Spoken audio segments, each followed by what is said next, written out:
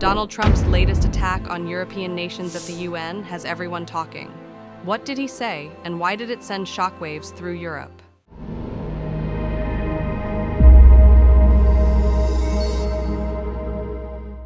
In his UN General Assembly speech, Trump didn't hold back.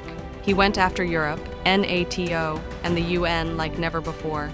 Was it an attack or just a bold statement? Trump's attack wasn't just about politics. He threw in a jab at London's mayor, Sadiq Khan, and the European Union. Why is he focusing on them right now? Could this be a sign of future tensions?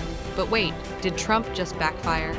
Late-night hosts like Jimmy Kimmel took their shots, getting the last laugh over Trump's bold moves. Is the backlash bigger than the attack itself? Trump's position on Ukraine got even more heated, attacking European leaders over their stance on the war. But why is he pushing this narrative? What's his endgame here?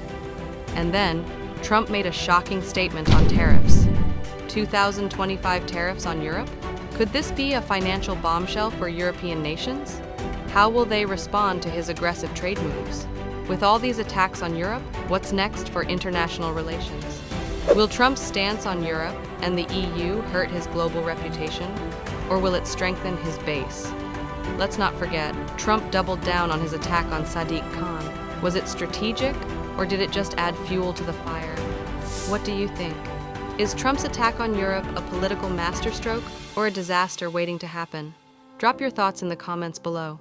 One thing's for sure, the former president is playing a dangerous game on the global stage, with his words echoing far beyond the UN.